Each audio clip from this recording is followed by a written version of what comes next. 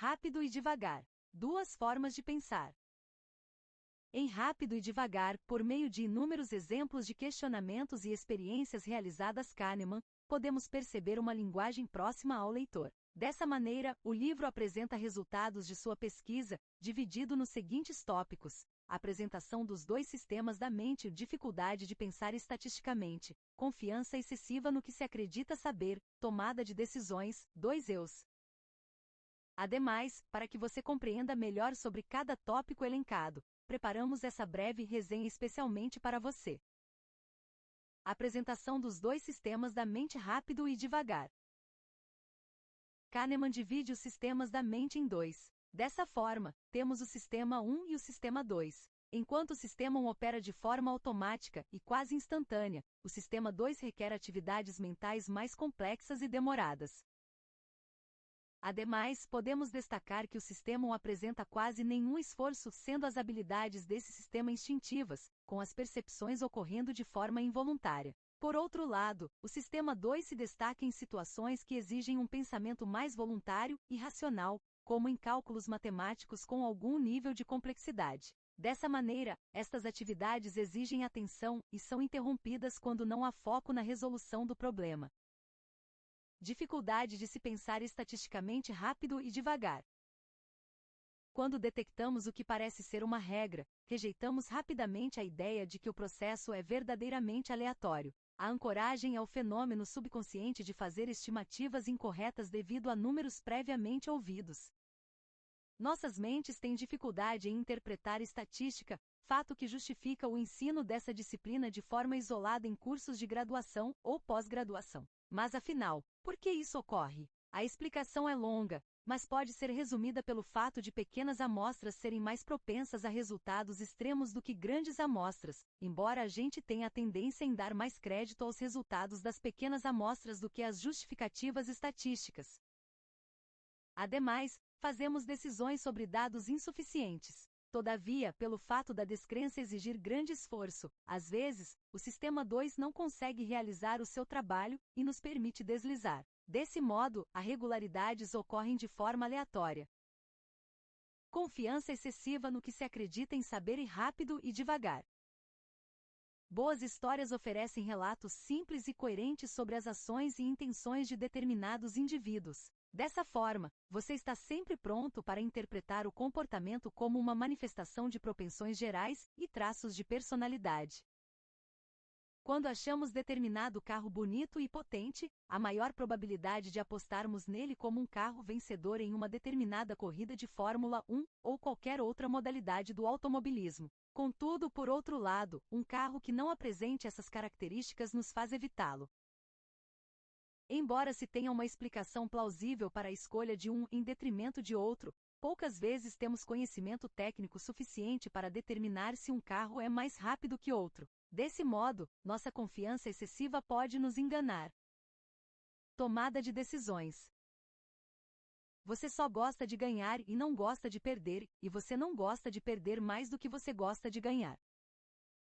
Resumindo a opinião do autor sobre essa questão, podemos destacar: as pessoas, de maneira geral, apresentam aversão ao risco quando observam perspectivas de um ganho em grande escala. Dessa maneira, bloqueiam certos ganhos e aceitam um menor valor, arriscando menos. Quando o resultado é grande, como ganhar na loteria, o comprador é indiferente ao fato de que a sua chance de faturar o prêmio é muito pequena. Sem o bilhete, eles não ganham de nenhuma forma. Com o bilhete, podem sonhar, ainda que seja um sonho pouco provável. Isso explica o fato das pessoas comprarem seguro. Elas compram pela proteção e paz de espírito. Outra explicação do fenômeno se dá em apostas desesperadas. O tipo de tomada de risco pode simplesmente transformar uma situação ruim em um desastre. 2 eus rápido e devagar. Nada na vida é tão importante como é quando você está pensando sobre isso. Isso significa que quando somos solicitados a avaliar uma decisão, preferência, ou mesmo satisfação com a vida, tendemos a errar se nos concentrarmos em apenas um elemento. Dessa maneira, como responder? Qual o seu sonho? Isso depende de inúmeros fatores, e o sonho de uma pessoa pode mudar diversas vezes durante a vida. Há vários fatores determinantes.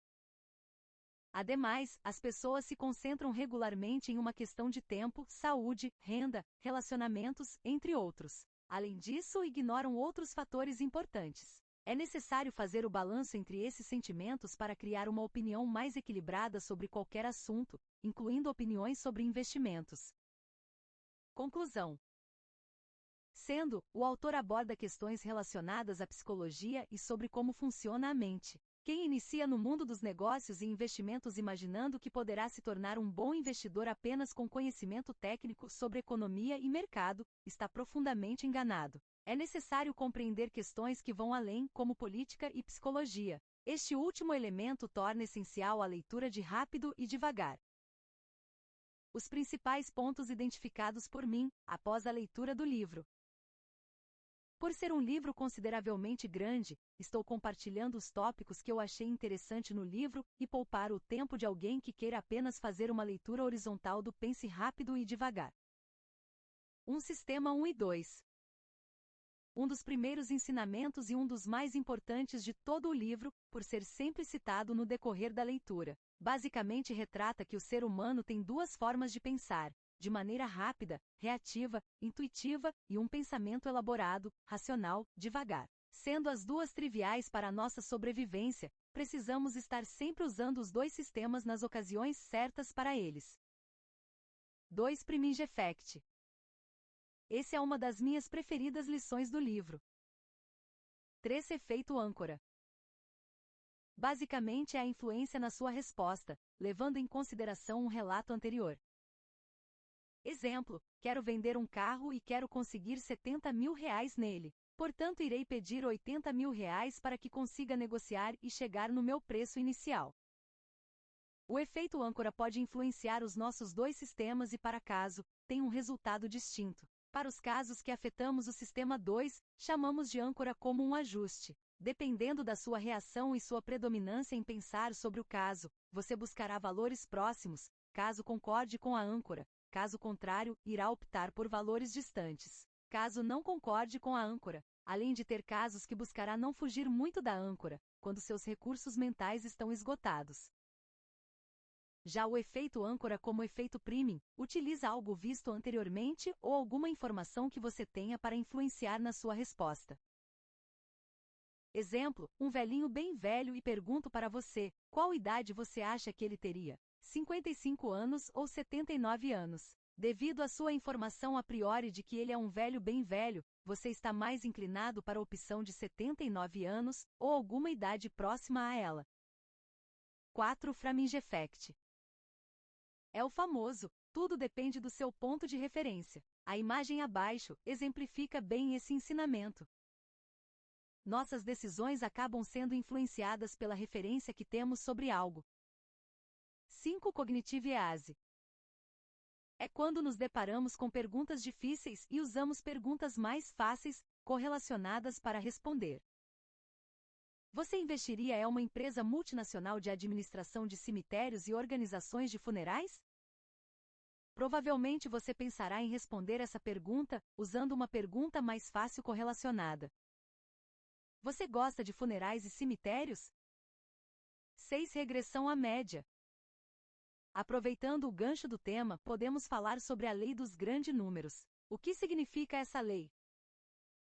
Quando você repete um experimento aleatoriamente independentemente, inúmeras vezes, a média dos valores chegará mais próximo ao valor esperado.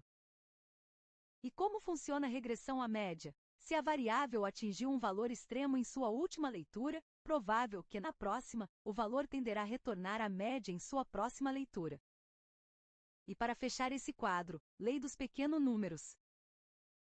Amostras grandes são mais precisas do que amostras pequenas, estas, por sua vez, fornecem resultados extremos com mais frequência do que amostras grandes o fazem. Amos e Kahneman explicaram que as intuições sobre a amostragem aleatória parecem satisfazer a lei dos pequenos números, que afirma que a lei dos grandes números se aplica aos números pequenos também. Ou seja, acreditamos que amostras pequenas se parecem muito com a população da qual são extraídas. O motivo por trás disso é a tendência que temos a exagerar a consistência e a coerência do que vemos. 7. Teoria da prospecção versus teoria da utilidade. De forma resumida, a teoria da utilidade é a variação de alguns dos seus fatores psicológicos, por exemplo, tristeza, felicidade, prazer, raiva. Um exemplo simples. Imagina que você tem um salário de R$ 3.000, de 1 a 5 quanto ficaria satisfeito feliz. A R$ 100 para lavar o meu carro toda manhã. B. R$ 10.000 para lavar meu carro toda manhã. E se eu mudar um pouco as opções? A você me paga R$ 10 para lavar o meu carro toda manhã. B. R$ 10.000 para lavar meu carro toda manhã, mas com risco de 60% de não ganhar e perder 60% do seu salário. Fui em um cassino e perdi R$ 2.500, mas ainda tenho R$ 200. Grandes chances que você irá apostar esse pequeno valor pelos simples fatos de ter perdido já uma grande quantia de dinheiro. Mas por que as pessoas preferem apostar quando todas as opções são ruins? A teoria da utilidade está mais ligada ao valor monetário da perda-ganho para você. Já a teoria da prospecção está voltada para o perda-ganho monetário baseado em uma referência, seu salário.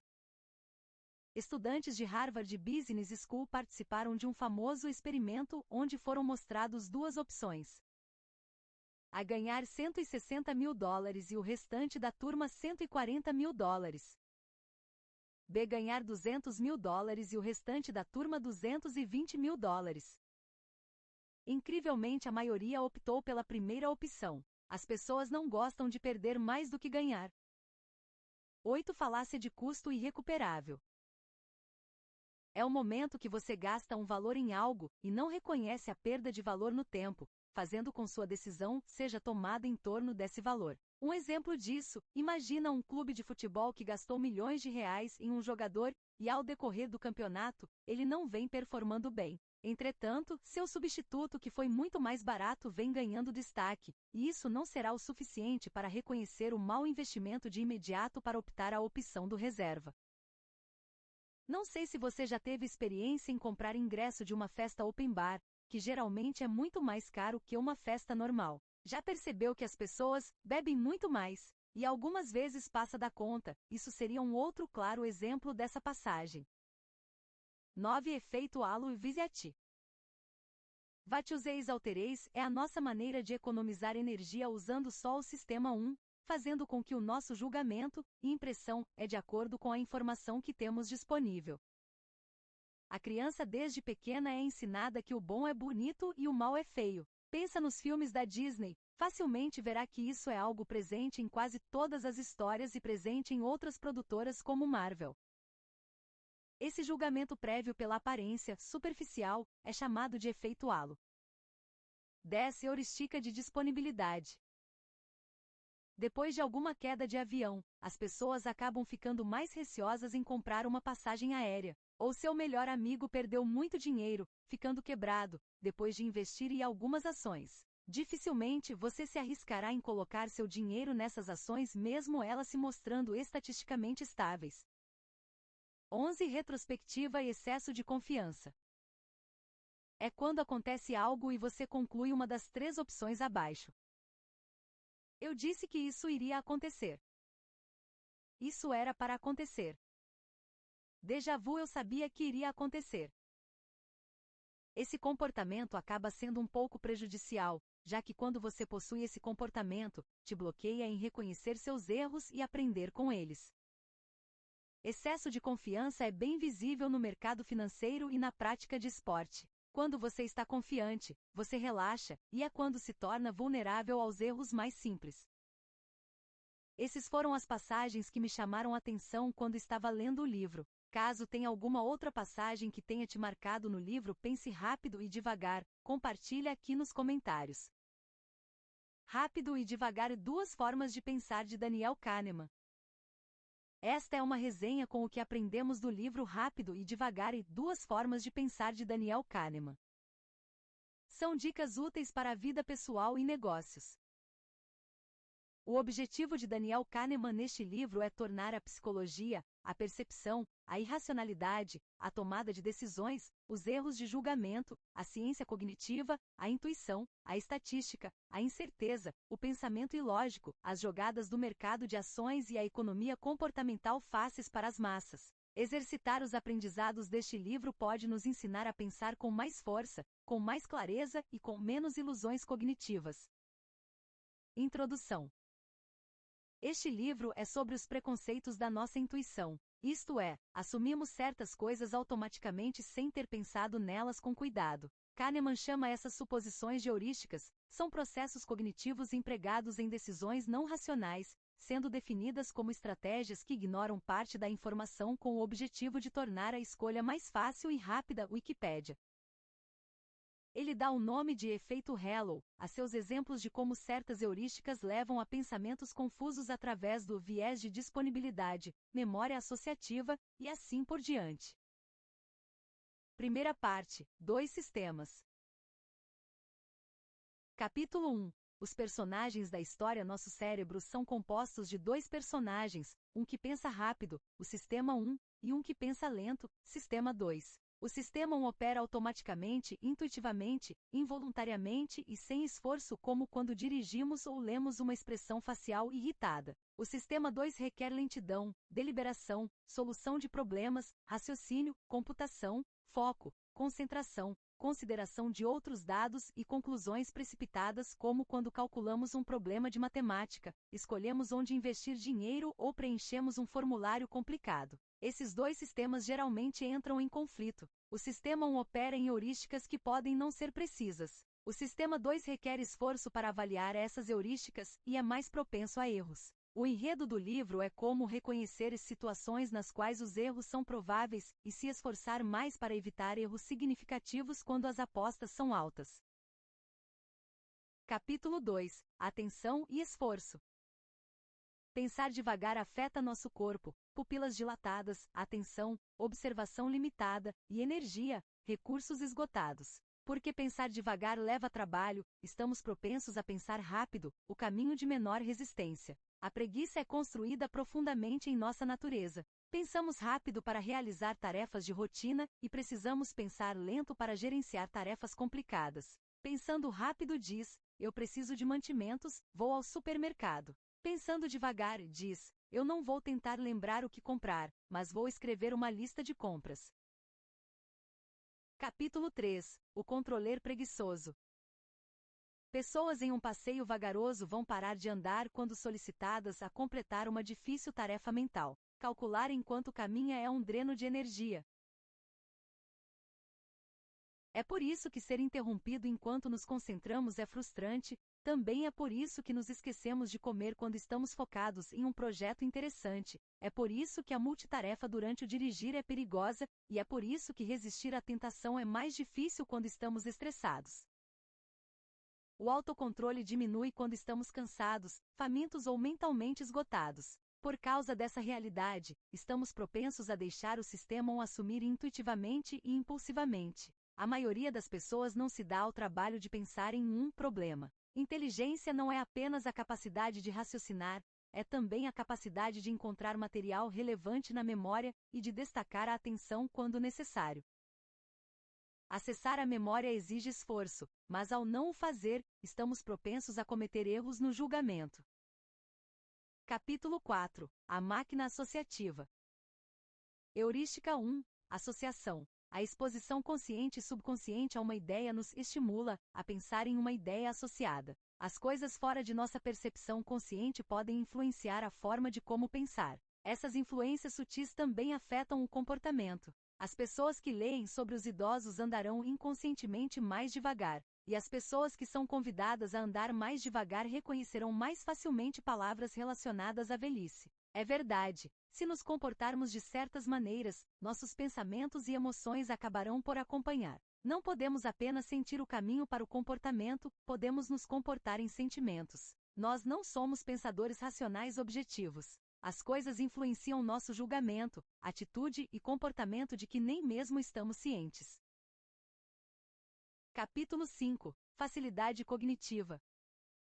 Heurística #2. Facilidade cognitiva. Coisas que são mais fáceis de computar, mais familiares e mais fáceis de ler parecem mais verdadeiras do que coisas que requerem pensamento difícil, são novas ou difíceis de ver. Como você sabe que uma afirmação é verdadeira? Se está fortemente ligado pela lógica ou associação a outras crenças ou preferências que você possui, ou vem de uma fonte em que você confia e gosta, você sentirá uma sensação de facilidade cognitiva. Porque coisas que parecem familiares parecem mais verdadeiras. Professores, publicitários, tiranos autoritários e até mesmo líderes de culto repetem sua mensagem indefinidamente. Se ouvimos uma mentira com frequência, tendemos a acreditar. Capítulo 6. Normas, surpresas e causas. Heurística 3. Histórias coerentes, coerência associativa. Para entender o mundo, contamos histórias sobre o que está acontecendo. Fazemos associações entre eventos, circunstâncias e ocorrências regulares. Quanto mais esses eventos se encaixam em nossas histórias, mais normais eles parecem. Coisas que não acontecem como esperado nos pegam de surpresa. Para encaixar essas surpresas em nosso mundo, contamos a nós mesmos novas histórias para ajustá-las. Dizemos: tudo acontece com um propósito, Deus fez isso, aquela pessoa agiu fora do caráter, ou isso foi tão estranho que não pode ser algo aleatório. Anormalidades, anomalias e incongruências na vida diária implora por explicações coerentes. Frequentemente, essas explicações envolvem assumir a intenção. Era para acontecer. 2, causalidade. Eles são sem teto porque são preguiçosos. Ou 3, interpretar a providência. Existe um propósito divino em tudo. Estão evidentemente prontos desde o nascimento a ter impressões de causalidade, que não dependem de raciocínio sobre padrões de causalidade. Sua mente está pronta e até ansiosa para identificar agentes, atribuir-lhes traços de personalidade e intenções específicas e ver suas ações como expressões de propensões individuais.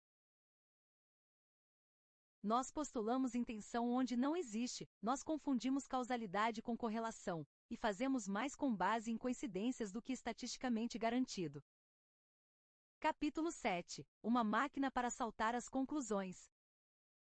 Heurística 4. Viés de confirmação. Essa é a tendência de procurar e encontrar evidências confirmando uma crença, enquanto desconsidera exemplos contrários. Tirar conclusões precipitadas é eficiente se as conclusões forem corretas, e se os custos de um erro ocasional forem aceitáveis, e se o salto economizar muito tempo e esforço. Tirar conclusões precipitadas é arriscado quando a situação não é familiar, os riscos são altos e não há tempo para coletar mais informações. O sistema preenche a ambiguidade com estimativas e interpretações automáticas que se encaixam em nossas histórias. Raramente considera outras interpretações. Quando o sistema comete um erro, o sistema 2 salta para nos atrasar e considera explicações alternativas. O sistema 1 é ingênuo e tendencioso para acreditar, o sistema 2 é responsável por duvidar e incrédulo, mas o sistema 2 é às vezes ocupado e frequentemente preguiçoso.